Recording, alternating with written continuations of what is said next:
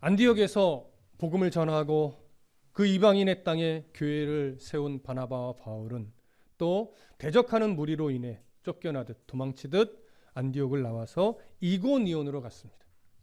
이고니온에서도 역시 회당에서 복음을 전하여 또 유대인들 또 하나님을 경외하는 이방인들이 예수를 믿게 되었죠. 거기서도 대적하는 무리가 있었고 음해하는 세력이 있었습니다. 그러나 바울과 바나바는 굴하지 않고 예수를 믿게 된 이들을 계속해서 가르쳤고 복음을 계속 전하면서 복음에 대해 오해하는 여러 이방인들에 향해서 계속해서 복음을 전했습니다. 그렇게 복음이 확장되어지고 또 이방인의 땅에 교회가 세워졌지요. 그러나 여전히 대적하는 무리들의 시기는 더 거세져서 결국 돌을 던져 죽이려고 하는 상황이 생기자 바울과 바나바는 이번에도 이고니온을 도망치듯 또 빠져나오게 됩니다. 그러면서 이번에는 유대인들이 없는 시골의 외딴 마을로 가게 돼요. 그 첫 번째 지역이 루스드라죠. 오늘은 그 루스드라에서 이방인의 땅에서 이방인들에게 어떻게 복음이 전해지고 하나님의 교회가 세워지게 되는가, 이 부분을 우리가 살펴보도록 하겠습니다. 자, 먼저 8절을 읽겠습니다. 8절 함께 읽습니다. 시작. 루스드라에 발을 쓰지 못하는 한 사람이 앉아 있는데 나면서 걷지 못하게 되어 걸어본 적이 없는 자라. 자, 루스드라에 도착한 이후에는 회당에 가서 복음을 전했다 이런 내용이 없습니다. 왜냐하면 루스드라는 작은 시골 마을이며 유대인들이 없는 지역이었습니다. 그러다 보니까 당연히 뭐가 없어요? 회당이 없지요. 그래서 회당으로 가지 않고 이제는 이방인들에게 어떻게 하면 복음을 전할 수 있을까? 그 접점을 찾기 위해서 아마도 루스드라 시내를 곳곳을 돌아다니면서 틈틈이 복음을 외쳤던 것으로 여겨집니다. 그렇게 복음을 전하기 위해 이방인들을 향해 분주히 발걸어 옮기다가 바울과 바나바의 시선에 한 사람이 탁 보입니다. 누구냐면 오늘 본문에 등장한 나면서부터 걷지 못하던 한 사람이에요. 많은 이방인들이 있는 가운데 복음을 전하는데 유독 이 걷지 못하는 한 사람이 바울이 전하는 복음을 아주 깊이 있게 진지하게 받고 있었던 거예요.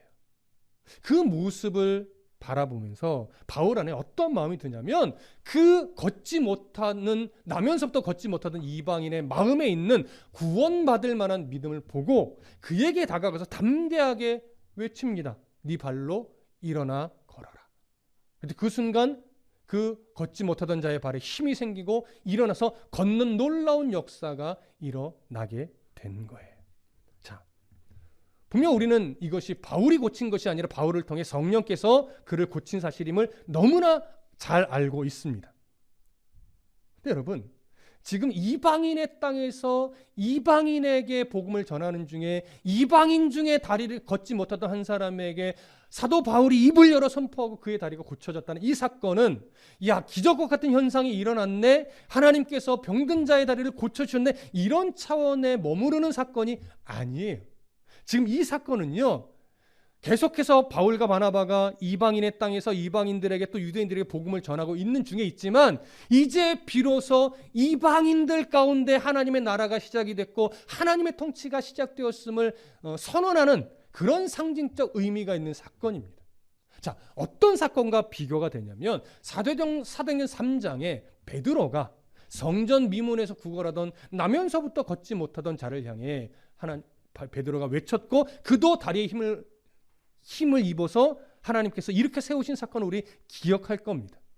여러분, 그 사건은요, 예수 그리스도를 거절했던 유대 사회 속에서 이제 하나님이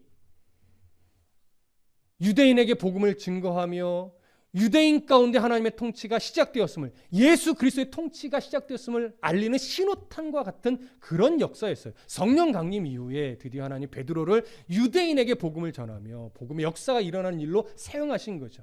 그렇게 성전 미문에서 걷지 못하던 자를 고쳤던 이 사건은 유대인 가운데 메시아로 오신 예수 그리스도의 통치가 시작되었음을 알리는 선언과 같은 사건이었다면 이제 시간이 조금 흘러서 이방인의 사도로 부름받은 바울이 이방인의 땅을 돌아다니며 선교를 하는 중에 이제 유대인의 회당이 없는 이방인의 땅에서 걷지 못하던 이방인에게 복음을 전하면서 그의 중심을 보고 그 앞에서 일어나 걸으라 외쳤고 하나님께서 그 이방인을 일으켜 세우신 이 사건은 이제 드디어 본격적으로 하나님이 이방인의 땅에 복음을 전파하게 하시고 그 이방인의 땅에 메시아이신 예수 그리스도의 통치를 시작하셨다라고 하는 어떤 상징적 선언과도 같은 사건입니다. 그래서 이 사건은 결국 단순하게 병자를 불쌍히 여기시고 치유하신 사건을 넘어서서 이방인의 땅에 이방인에게 복음을 전하길 원하시는 하나님, 이방인을 구원하기 원하시는 그 하나님의 마음이 절절하게 담겨 있는 사건이며 드디어 그 복음이 확장되어 이방인들도 하나님이 통치하기 시작하셨다라고 하는 상징적 의미가 담겨 있는 사건인 겁니다. 그런 시선으로 오늘 본문의 사건을 본다면 이제 루스드라도 역시 바울 때문이 아니라 바울을 사용하신 하나님 때문에 이곳에도 복음이 전해지고 하나님을 섬기는 예수 그리스도를 메시아로 믿는 이 교회가 세워지겠구나라고 하는 기대를 갖게 하는 것이죠. 이제 그런 시선으로 본문을 조금 더 살펴봅니다. 자, 9절과 10절 보겠습니다. 9절과 10절 함께 읽습니다. 시작. 바울이 말하는 것을 듣거늘 바울이 주목하여 구원받을 만한 믿음이 그에게 있는 것을 보고 큰 소리로 이르되 네 발로 바로 일어서라 하니 그 사람이 일어나 걷는지라. 자, 바울이 걷지 못하던 한 사람을 주목하여 바라보았고 그 중심에 무엇을 발견했냐면 구원받을 만한 믿음이 있는 것을 발견했어요. 그리고 그 옆에 나아가서 네 발로 일어나 걸어라 선언했고 하나님께서 그의 발에 힘을 줬고 그가 일어나 걸었습니다. 자, 여기서 이제 우리가 한 가지 생각해야 될 것이 무엇이냐? 제가 루스드라라고 한 지역은 시골 마을로서 유대인이 없는 지역이라고 말씀드렸습니다. 그래서 회당도 없는 지역이었습니다. 그렇다면 여러분 이 이방인들이 시골 마을에서 살아가고 있는 이 루스드라의 사람들이 이스라엘의 하나님 여호와에 대해서 얼마나 알고 있었을까요? 더군다나 수년 전에 예루살렘에서 십자가에 달려 죽으시고 부활하신 예수님에 대해서는 이들이 얼마나 알고 있었을까요? 여러분 전혀 몰랐다고 말해도 과언이 아닐 정도일 겁니다. 소문으로 유대인의 하나님 여호와에 대해서는 들어봤을 수도 있으나 그들의 신앙이 무엇이고 그들이 무엇을 지향하고 있고 그들의 신앙의 본질이 무엇인지 이런 것까지 알고 있었다고 말하기는 어려울 겁니다. 예수 그리스도에 대해서는 전혀 몰랐을 가능성이 훨씬 더 많습니다. 그런데 이 걷지 못하던 이 사람도 루스드라 사람이에요. 이 사람도 역시나 이스라엘 하나님 여호와에 대해서 메시아로 오신 예수 그리스도에 대해서 얼마나 알고 있었을까요? 전혀 몰랐을 가능성이 훨씬 더 많습니다. 그런데 그렇다면 바울이 바라본 구원받을 만한 믿음, 이 사람 안에 있던 구원받을 만한 믿음은 도대체 무엇일까요? 그 구원받을 만한 믿음의 정체가 뭘까요? 한번 여러분 생각해 보실 필요가 있습니다. 자, 상황을 잠깐 보시죠. 9절을 보시면 이렇게 되어 있습니다. 바울이 말하는 것을 듣거늘. 여러분 누가 듣고 있는 거예요? 바울이 말하는 것을? 걷지 못하던 이 사람을 포함하여 그 주변에 있던 여러 이방인들이 지금 듣고 있는 거예요. 그럼 바울이 말하는 건 내용이 결국 뭐겠어요? 복음이죠. 예수 그리스도 십자가 사건, 그의 죽음과 부활, 이것을 바울이 전했던 거예요. 그리고 이것을 주변의 사람들이 다 듣고 있는데 그 중에 한 사람이 누구냐면 나면서부터 걷지 못하던 루스드라의 한 사람인 거예요. 근데 그 사람이 바울이 말하는 것을 뭐 하고 있어요? 그냥 저런 말을 하는구나 이렇게 그냥 스쳐 지나가다 듣는 것이 아니라 주목하여 진지하게 바라보고 있어요. 듣고 있어요. 근데 바울이 지금 복음을 전하며 걷지 못하던 사람의 중심을 봤다는 것은 뭐냐면 단순하게 바울이 개인적인 시선으로 봤다 이것이 아니라 진지하게 잘 듣네 이렇게만 봤다는 것이 아니라 지금 바울은 누구의 손에 붙잡혀서 복음을 전하는 삶을 살아요? 성령의 손에 붙잡혀서 복음을 전하는 삶을 살아가고 있어요. 사도란 말이죠. 이 얘기는 결국 물론 바울이 늘 성령에 접신된 것 같이 이렇게 살았다는 것이 아니라 성령에 민감하게 반응하며 성령의 마음을 늘 가지고 성령의 시선으로 바라보려고 애쓰며 성령의 인도함 가운데 걷고 다니고 복음을 전하고 듣는 사람들의 심중을 바라보려고 늘 애썼다라고 하는 거예요. 그러니까 지금 이 한 사람을 바라볼 때 그건 단순하게 바울의 시선이 아니라 성령 하나님이 그 사람을 어떻게 바라보고 계시는가, 그 마음을 느끼며 지금 바라보고 있는 거예요. 그런데 그렇게 성령의 마음으로 그 사람을 바라보는데 그 중심에서 뭘 느끼는 거예요? 구원받을 만한 믿음이 있음을 느낀 거예요, 여러분. 근데 기본적으로 뭘 지금 듣고 있어요? 복음을 듣고 있어요. 그렇다고 해서 그 복음을 듣는 순간 그 사람이 정말 막 믿음이 생기고 나를 구원해서 이랬다는 건 아니에요. 지금 무엇인가 구원받을 만한 믿음이 있음을 본 거예요. 그럼 그게 뭐냐라고 할 때 우리가 조금 더 유추해 볼 수 있는 것은 좀 몇 구절 뒤의 내용을 함께 봐야 됩니다. 여러분 뒤에 보시면 16절 17절 봐보세요.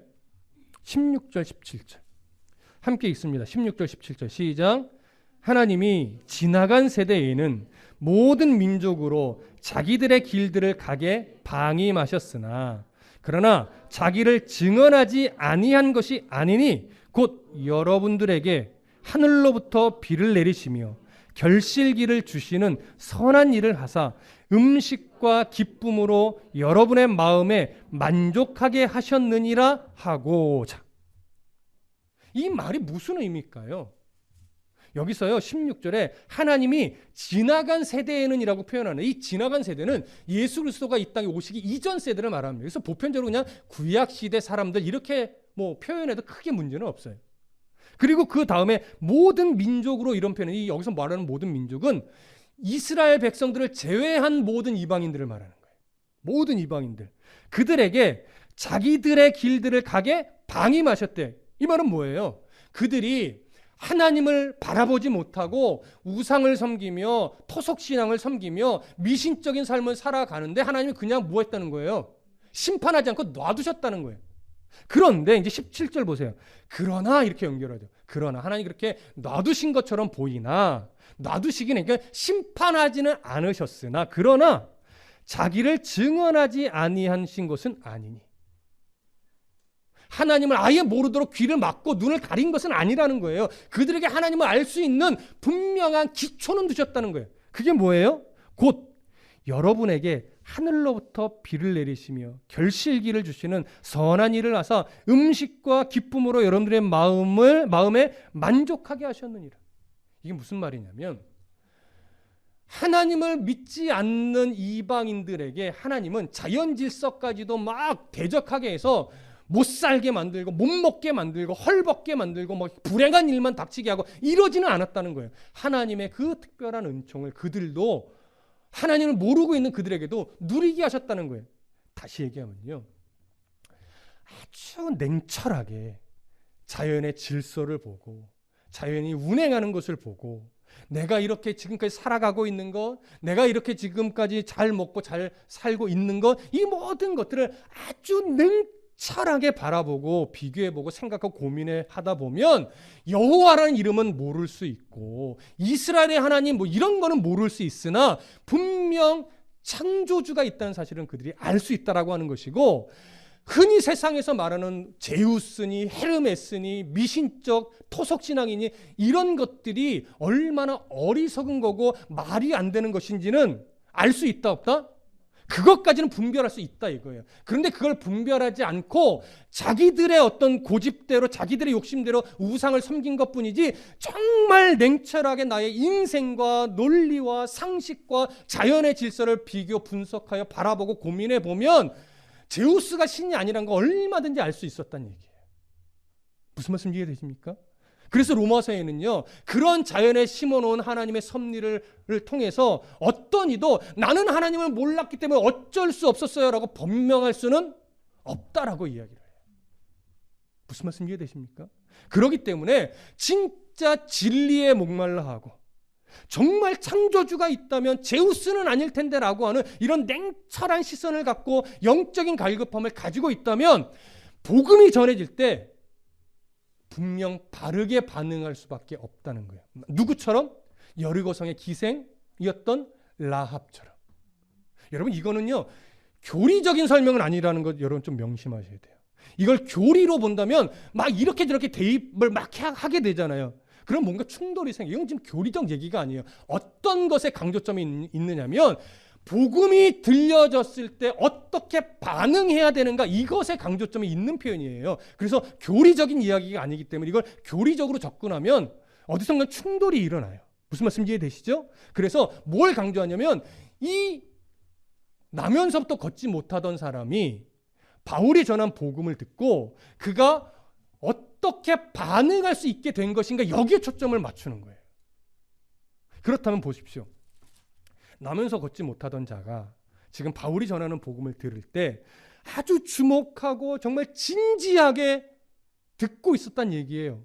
그러면서 바울은 그 안에 있었던 뭔가 진리에 대한 이 사람의 목마름, 정말로 바울이 전하고 있는 저 복음의 메시지를 들을 때 내가 그동안 인생 가운데 고뇌했던 이야기들이 이제 어느 정도 이해가 되면서, 그렇다면 바울이 전하고 있는 저 복음 안에 있는 저 예수라고 하는 그 사람이 정말 신이 아닐까라고 하는 어떤 기대감, 인정함, 이런 것들의 싹이 보였다라고 하는 거예요. 그 싹을 본 거예요, 여러분. 그러면 이 사람이 왜 그런 진지함으로 바울이 전한 복음을 듣게 되었을까요?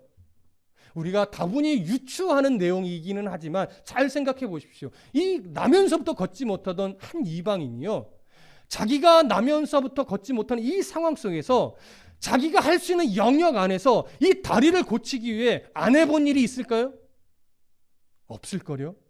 그의 부모 또한 마찬가지겠죠. 이 한 사람의 인생을 회복시키기 위해서 그들이 할 수 있는 종교적 노력, 그들이 할 수 있는 의술적 노력, 그들이 할 수 있는 미신적 노력, 정말 할 수 있는 모든 것을 다 해봤을 거예요. 그러나 돼요? 안 되죠. 그렇게 이 사람이 지금 현재 나이가 어느 정도 됐는지는 모르겠지만 그 세월 속에서 했던 노력들, 고민들, 겪어왔던 상황들을 놓고 그는 인생 속에서 수없이 고민했을 거예요. 이 땅에서 섬기는 제우스가 정말 신이 맞을까? 이 땅에서 섬기는 헤르메스가 정말 신이 맞을까? 저 무당이 말했던 그 내용이 정말 맞을까? 이 땅에 이 불행한 인생을 내가 사는데 이 땅에서 삶이 전부일까? 이 자연은 뭔 기준으로 운행을 하는 거지? 이 계절이 어떻게 돌아오는 거지? 이런 수많은 고민들 속에서 아마도 이 사람은 참 신에 대한 목마름, 진짜 신이 있을 것 같은데 진짜 신은 누굴까? 무엇일까? 이런 진리에 대한 목마름을 갖고 살아왔을 겁니다. 물론 어느 순간 자포자기하듯 이제 어쩔 수 없이 죽을 수 없으니까 살아가는 인생이었었겠죠. 하지만 그 안에 그 진리에 대한 목마름이 분명히 있었을 것이고, 그러한 가운데 바울이 등장을 했고 바울이 복음을 전하는데 자기가 고민했던 진리에 대한 또 신에 대한 목마름이 그 안에 정답이 있는 것 같이 여겨지는 거예요. 그 싹을 바울이 성령의 인도하심을 따라 보았을 것으로 여겨집니다. 이 사람은 지금 신앙 고백한 거 아니에요. 예수를 믿겠습니다라고 회개하고 회심한 거 아니에요, 여러분. 그러한 중심의 싹을 바울이 성령을 통해서 본 거예요. 그래서 담대하게 그에게 가서 성령의 이끄심을 따라, 바울이요 불쌍해서 한 거 아니에요. 이거 오해하지 마세요. 바울이 단순해서 어유 불쌍해라, 내가 예수의 이름으로 고쳐, 이런 것이 아니라 성령이 구원의 역사를 위해 이 이방 땅에서 하시고자 하는 일들을 위해 주신 마음을 느낀 거예요. 그래서 담대히 가서 네 발로 일어나라 선언한 것이고, 하나님은 그 바울의 입술을 통해 그에게 힘을 줬고 그가 일어나서 걸을 수 있는 역사가 일어난 거예요. 그래서 이 사건은 이제 이방인의 구원을 이루기를 원하시는 하나님의 마음, 그 선언과도 같은 사건으로 우리가 볼 수 있는 거예요. 이해되시죠? 오늘날도 마찬가지예요. 우리 안에 수없이 이런 진리에 목마른 사람들이 있어요. 그런 고민을 하는 사람이 있단 말이죠. 그들에게 우리가 이제 바울 같은 역할을 앞으로 해 가야 하는 겁니다. 우리의 삶을 통해, 우리의 말과 행실을 통해. 기억하십시오. 자, 그런데 이런 놀라운 구원의 사건이 딱 일어나자 이 상황을 바라보고 있던 이방인들 안에 어떤 반응이 나타납니다. 근데 그 반응이 사뭇 우리를 놀라게 하는 반응이에요. 그걸 보실까요? 자, 11절부터 13절 함께 봅니다. 11절부터 13절 함께 읽습니다. 시작. 무리가 바울이 한 일을 보고 루가오니아 방언으로 소리질러 이르되 신들이 사람의 형상으로 우리 가운데 내려오셨다 하여 바나바는 제우스라 하고 바울은 그 중에 말하는 자이므로 헤르메스라 하더라. 시위에 제우스 신당의 제사장이 소와 화환들을 가지고 대문 앞에 와서 무리와 함께 제사하고자 하니. 자, 너무나 당황스러운 내용입니다. 지금 바울과 바나바가 평생을 못 걷던 이 사람의 다리를 선포함으로 말미암아 고치는 이 상황을 딱 지켜보고 나서 이들이 자기들의 말로, 로마어도 아니고 그리스어도 아니고 자기들의 그냥 사투리로 말하는 게, 바울은 지금 못 알아들어요. 바울과 바나바는 자기들끼리 말하는데 뭐라고 서로 말하냐면, 이것 봐, 저 두 사람이 정말 신인가 봐. 저 한 사람, 그러니까 바나바는 제우스일 거야. 그리고 바울은 누구일 거래요? 말하는 것을 보니까 헤르메스일 거야. 이렇게 여기고서요, 그 소문이 누구에게 빨리 전달이 되냐면 시위에 제우스 신당에 있는 제사장에게 빨리 전달이 돼요. 그랬더니 제우스를 섬기는 제사장이요, 갑자기 분주하게 소와 화환을 가지고 바울이 있는 이 광장으로 와요. 그래서 그 두 사람 앞에 제물을 내려놓고 이제 뭘 하려고 그러면 그 사람을 신으로 높이면서 제사를 드리려고 하는 상황인 거예요. 이 상황이 말이 돼요? 여러분, 제가 오늘 여기서 누군가 병이 있는데 기도해서 딱 고쳐냈더니 여러분들이 이제 저를 신으로 섬기려고 막 재물 갖고 오고 돈 갖고 오고 막 이러는 것과 똑같아. 한 번 뭐 했다고. 이 상황이 지금 그런 거예요. 그래서 우리가 지금 생각해 봐야 돼요. 왜 이런 행동을 한 것일까? 이 생각을 해봐야 돼요. 여러분, 제우스는 누굽니까? 그리스 신화에서 신들의 말하자면 대장이죠. 으뜸이 되는 신이에요. 헤르메스는 누구예요? 그리스 신화에 보면 제우스의 아들이기도 하고요, 언어를 지배해요. 말을 잘하는 신이에요. 그래서 제우스의 사신 역할을 하는 그런 신으로 여겨지던 그런 신입니다. 그래서 바울이 주로 말을 했고 바울이 선언해서 고쳐졌잖아요. 그래서 바울을 제우스로 안 보고 헤르메스라고 본 거예요. 제우스의 아들, 말을 하고 말을 전달하고 하는 그런 역할이었기 때문에. 그리고 말 안 하고 가만히 옆에서 지켜보고 있던 바나바를 뭘로 본 거예요? 신들의 아버지 제우스로 본 거예요. 도대체 그 사건이 이들에게 어떠한 의미로 다가왔길래 바나바를 제우스 신으로, 바울을 헤르메스 신으로 인정하고 그들을 신처럼 숭배하려고 했는가? 이런 정확하게 알기는 조금 어려워요. 그러나 역사적 자료로 보면 그 당시 그 루스드라 지방에 내려오는 전설 때문에 그런 것으로 여겨져요. 어떤 전설이 있었느냐? 여러분, 우리가 느끼는 전설과 그들이 느끼는 전설은 다릅니다. 그들에게서 전설은요, 어떻게 보면 거의 절대적으로 여겨지던 시대예요. 그러니까 야사, 우리는 재미있게 보는 야사지만 그때 야사는요, 정말 신봉하던 내용인 거예요. 자, 그렇다면 이제 한번 들어보십시오. 그 사건, 바울과 바나바가 걷지 못하던 자를 고치는 이 사건이 일어나기 대략 50년 전으로 넘어가는 거예요. 50년 전쯤에 이 오비디우스라고 하는 어떤 학자가 수많은 그 지역의 야사들을 조사하고 연구해서요, 책을 하나 썼어요. 변형이라고 하는 제목의 책을 썼는데, 그 변형은 어떤 거냐면 신들과 사람이 변장하고 변해서 어떤 일을 행한다, 뭐 이런 내용이 있어. 여러 그런 류의 야사들을 조사 연구해서 편집해서 책을 펼쳐낸 거예요. 그러니까 야사를 연구해서 야사를 하나 낸 거죠. 근데 그 야사의 한 부분에 어떤 내용이 있었냐면, 최고의 신인 제우스와 그의 사신인 그의 아들 헤르메스가 어느 날 둘이 상의를 한 거야. 야, 우리 인간 세상에 내려가서 인간들이 얼마나 친절하게 환대하고 얼마나 우위가 좋은지 한번 시험해 보자. 이렇게 서로 상의라고 말하자면 인간 세상 시찰하러 내려옵니다. 그래서 사람의 모습으로 와서 숙소를 구하는 사람처럼 이렇게 방문객처럼 나그네처럼 변장을 해서 한 천여 가구를 다 두들긴 거예요. 근데 이 천여 가구 모두가 문전박대를 한 거예요. 환대를 안 해줬어요. 그러다가 마지막에 아주 그냥 집과 갈대로 지어진 초라한 오두막의 문을 두드렸는데 거기서 한 노인 부부가 이렇게 나옵니다. 빌레몬과 바우시스라고 하는 사람인데, 이 사람이 참으로 가난한 노부부였지만 이 두 사람을 환대하고 집으로 맞아들여서 잠자리를 제공하고 먹을 것이 참 부족한 집이었지만 자기들이 할 수 있는 최대한의 대접으로 후하게 대접을 한 거예요. 이 대접을 받고 두 신이 다시 하늘로 올라갑니다. 그리고 나서 이제 상의를 하는데 우리를 문전박대했던 저 처녀 가구의 사람들 어떻게 할까 상의를 하던 중에 징계해야 되겠다, 심판해야 되겠다 이렇게 결정을 내린 거예요. 그래서 다시 이 땅으로 내려와서 그 노 부부를 데리고 산 정상으로 올라갑니다. 그 다음에 그 마을에 폭풍을 내려서 싹 쓸어버려요. 그러고 나서 노 부부가 살던 초라의 한 집을 금 기둥과 막 이런 최대한 화려하고 멋진 재료로 신전으로 바꿔버려요. 신전을 만들어요. 그리고 노 부부를 신전의 사제와 여사제제로 임명을 합니다. 그리고 나서 이 노인 부부는 그 이후에 죽지 않고 한 사람은 참나무로, 한 사람은 보리수 나무가 되었다라고 하는 그런 전설이 있었습니다. 재미있죠? 이제 사람의 작품인 거예요. 자, 이런 전설을 기록한 오비디우스가요, 이 사건이 어디서 일어났는가를 제시를 하는데 바로 오늘 바울과 바나바가 복음을 전하며 걷지 못하던 자를 고쳤던 루스드라 지방에서 일어난 일이라고 이야기를 했어요.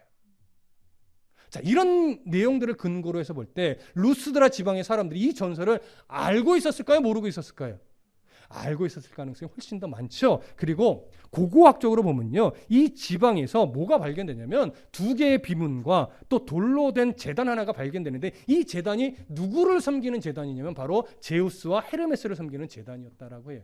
그러니까 이런 것들을 조합해 보면 이 당시 사람들이 자신들의 수호신으로 제우스와 헤르메스를 섬기고 있었음을 알 수 있고, 그렇다면 이 당시 이들이 이 전설을 알고 있었을 가능성은 훨씬 더 많습니다. 그럼 이 전설을 알고 있었다면 이 사람들은 종교적 시대니까 인생을 살면서 항상 무엇을 생각하게 될까요? 언젠가 그 전설처럼 신들이 이 땅에 온다면 우리가 그 신들을 절대 박대하지 말고 잘 대접해서 이제는 심판이 아니라 복을 받아야 되겠다. 여러분, 이런 생각은 당연히 할 거예요. 우리나라도 옛날 마을마다 내려오는 전설을 보면 항상 되게 막 조심하고 어떤 상황이 생길 때 그 전설과 막 조합해서 막 큰 일을 치르기도 하고 막 무슨 난리를 피기도 하고 뭐 엉뚱한 일이 벌어지기도 하잖아요. 비슷해요. 이때도 분명히 이랬을 거예요. 근데 그러한 전설을 가지고 살아가고 있는데 어느 날 낯선 두 사람이 와서 사람으로는 할 수 없는 치유의 행위를 해요. 당연히 그들의 눈에 이 두 사람이 사람으로 보일까요? 신으로 보일까요? 당연히 신으로 보이죠. 그러니까 이들은 지금 이 기회를 놓치면 돼요, 안 돼요? 안 돼요. 잘못하면 또 무슨 일을 당해요? 그때처럼 심판을 받을 수도 있어요. 쑥대밭이 될 수도 있단 말이에요, 마을이. 그래서 이들은 한시가 급해요. 이들이 떠나기 전에 신으로 숭배하고 마음을 즐겁게 해드려서 우리 마을이 심판을 받는 것이 아니라 복을 받아야 돼요. 그러니까 이들의 마음이 이제 급해졌어요. 그래서 급히 누구를 불러요? 시외 제우스 신당에 있는 제사장을 부른 거예요. 제우스의 신전의 제사장도 알지요, 이 전설을. 그러니까 빨리 이 마을을 위해서라도 소 한 마리와 화환을 가지고 부랴부랴 달려온 거예요. 그 많은 사람이 있는 무리 가운데서 두 사람을 앞에 두고 그 앞에 제단을 차리고 제물을 올려놓고 이제 그를 숭배하며 제사를 하려고 막 폼을 잡아요. 자, 그제서야 바울과 바나바는 이게 무슨 상황인지 그제서야 이해가 되는 거예요. 그래서 참남한 마음을 가지고 놀랍니다. 그래서 이제 두 사람의 반응을 보시죠. 14절 15절 함께 봅니다. 14절 15절 함께 읽습니다. 시작. 두 사도 바나바와 바울이 듣고 옷을 찢고 무리 가운데 뛰어들어가서 소리질러 이르되 여러분이여 어찌하여 이러한 일을 하느냐. 우리도 여러분과 같은 성정을 가진 사람이라. 여러분에게 복음을 전하는 것은 이런 헛된 일을 버리고 천지와 바다와 그 가운데 만물을 지으시고 살아계신 하나님께로 돌아오게 함이라. 바울이요, 그들의 환대와 신으로 추앙하려고 하는 그것을 누리지 않아요. 그것을 이용해서 뭔가 해먹으려고 하지 않아요. 왜? 하나님이 그런 마음을 사도 바울에게 주신 적이 없거든요. 그래서 참남함을 가지고 그들 앞에서 자신의 마음 상태를 표현하기 위해서 옷을 찢습니다. 그럼 무리 안에 들어가서 외치는 거예요. 나는 신이 아니다, 이거죠. 내가 이 일을 행한 건 내가 행한 것이 아니라 나를 통해서 하나님이 행하신 일인데 왜 이 일을 행하게 했느냐면 바로 여러분들에게 이런 미신적 우상숭배적 행위를 이제 그치고 진짜 우주 만물을 창조하신 하나님을 보고 그 하나님을 섬기라고 나에게 이러한 일을 하게 하신 것이지 내가 신이어서가 아니라는 거죠. 바울은 여전히 자기를 낮추고 자신을 가리고 누구만을 지금 드러내고 있어요? 그들을 구원하고자 하는 하나님, 여호와 하나님만을 지금 드러내고 있는 거예요. 그래서 이 연결선상에 이제 여러분들이 이 사건을 바라보면서 어떻게 반응해야 되는지를 강조하기 위해서 16절부터 18절을 말하는 거예요. 다시 읽어볼까요? 이제 이 시선을 가지고 함께 읽습니다. 시작.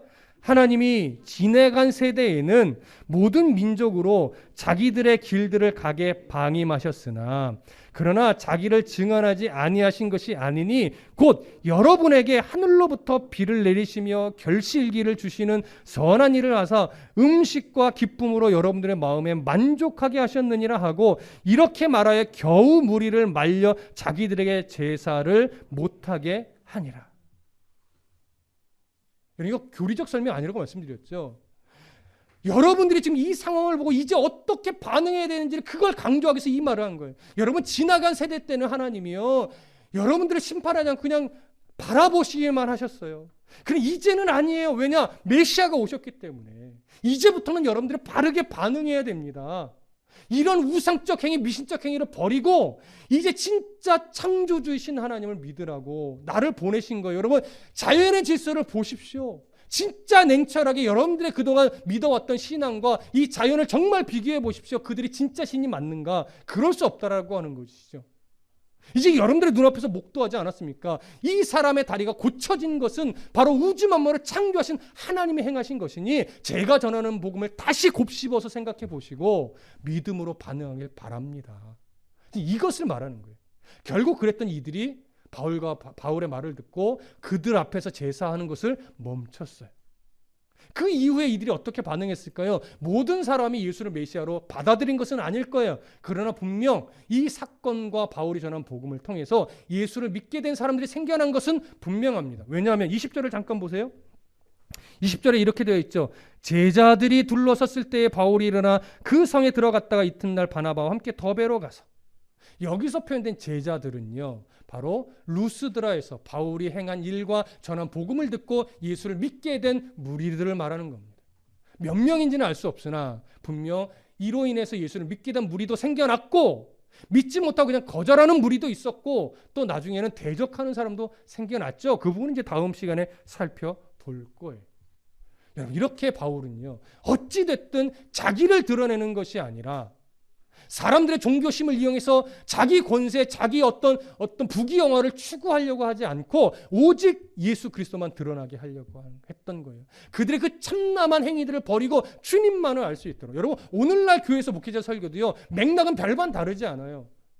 설교자 강단에서 설교하는 내용의 초점이 뭡니까? 결국은 우리가 하나님의 뜻 안에서 하나님 기뻐하는 하나님 원하시는 삶의 모습을 갖고 살아가야 되는데 목회자나 성도나 자꾸 우리가 어리석고 우리가 무지하고 우리가 욕심이 많아서 자꾸 벗어난단 말이에요. 조금씩 원치 않게. 내가 벗어나려고 벗어나는 것이 아니라 상황과 환경과 현실이라는 것 그 속에서 사니까 어쩔 수 없이 자꾸 미혹에 넘어져서 자꾸 우리가 연약하니까 주님 원하시는 대로 살아가려고 애쓰다가도 잠깐 벗어나고 또 가다가도 잠깐 벗어나고 왜곡되게 알고 편협되게 알고 욕심으로 가고 막 이렇게 된단 말이에요. 그래서 원치 않는 교만, 원치 않는 절망의 상황이 자꾸 이렇게 가지가 뻗어지니까 말씀을 통해서 하나님 우리에게 주시는 게 뭐예요? 그거 아니야, 이렇게 가. 그거 아니야, 이렇게 가. 자꾸 우리의 삶을 하나님 원하시는 삶의 중심으로 자꾸 교정시켜 주시는 거죠, 여러분. 근데 그 목회자도 똑같단 말이에요. 목회자는 그 길에서 온전하게 서 있어서 이렇게 설교하는 것이 아니라 저도 설교를 준비하면서 너 목회한다고 말하는데 너 자꾸 그 목회의 중심이 하나님이 원하시니까 좀 바뀐다? 이걸 저도 배우는 거예요. 그럼 설교하면서 저도 이렇게 교정해요. 또 설교하면서 저의 모습을 이렇게 교정해요. 여러분들은 여러분들 나름대로 또 이렇게 교정해 가는 거예요. 말씀을 통해서. 그러니까 이 당시에 하나님을 모르는 이들에게는 이렇게 적용이 되지만 오늘 하나님을 알고 있는 우리들에게는 또 다르게 적용이 될 수 있는 거죠. 그리고 이 복음이 또 아직 하나님을 모르는 자들에게는 이들과 똑같은 의미로 적용이 될 거예요. 여러분 여러분 각자 인생을 되돌아보십시오. 누구나 다 하나님의 은혜로 살아왔단 말이죠. 하나님의 은혜 없었으면 지금까지 올 수 없었단 말이죠. 그러면 앞으로도 그 하나님의 은혜로 살아가는 것이 맞는데 우리는 자꾸 하나님의 은혜를 간구하고 사모하면서도 자꾸 내 뜻을 이루고 내 욕심을 이루는 쪽으로 우리의 신앙을 자꾸 끌고 가려고 하는 성향들이 자꾸 나타나는 거예요. 그걸 이 말씀으로 자꾸 깨트리고 가지를 치고 자꾸 교정교육을 받으면서 하나님이 원하시는 삶의 중심으로 자꾸 방향을 틀어서 온전한 방향으로 가는 거죠. 놀라운 것은요, 그렇게 우리 한 사람 한 사람이 또 목회자가 교정을 받고 방향을 다시 재정비하면서 바른 방향으로 가면 그런 저와 여러분들의 모습이 또 누군가에게 하나님을 향해 바르게 가는 이정표로서의 역할을 우리에게 하게 만드시는 거예요. 그래서 이 사도 바울의 이러한 태도와 이러한 삶은 결국 무슨 역할이냐면 하나님께로 가는 길, 하나님 중심으로 삶을 살아가는 그 방향성을 바르게 가르쳐주는 이정표로서의 역할인 거예요. 사도 바울의 역할, 또 바나바의 역할. 그럼 보십시오. 그렇게 자신을 낮추고 하나님만을 드러내는 이정표의 역할로서의 바울의 모습인데, 이정표가 금으로 만든다고 해서 좋은 이정표는 아닌 거죠. 화려하고 세련되게 치장한다고 해서 이정표가 좋은 이정표가 아니에요. 좋은 이정표는 뭐예요? 방향을 제대로 지향하고 있어야 그게 좋은 이정표예요. 이정표가 찌그러져 있어도 방향만 바르게 지시하고 있으면 그건 좋은 이정표인 거예요. 우리의 삶은 그러한 이정표적 삶이 되어야 됩니다. 비바람이 몰아쳐도 이정표는 방향을 제대로 가르치고 있어야 돼요. 따스한 햇살이 내리쬐고 정말 평안한 환경이어도 이정표는 평안하다, 햇빛 쪽으로 돌릴까, 이것이 아니에요. 하나님이 주신 그 방향, 그 이정표를 잘 지향하고 있어야 그 이정표는 훌륭하고 멋진 이정표입니다. 폭풍 후에 이정표가 찌그러져도 상관없어요. 그 역할만, 방향만 제대로 제시하고 있습니다. 이정표는 이렇게 화려하지 않아도 좀 찌그러져 있어도 좀 때가 묻어 있어도 방향만 제대로 가르치고 있다면 제일 좋은 이정표이고 하나님이 기뻐하는 이정표입니다.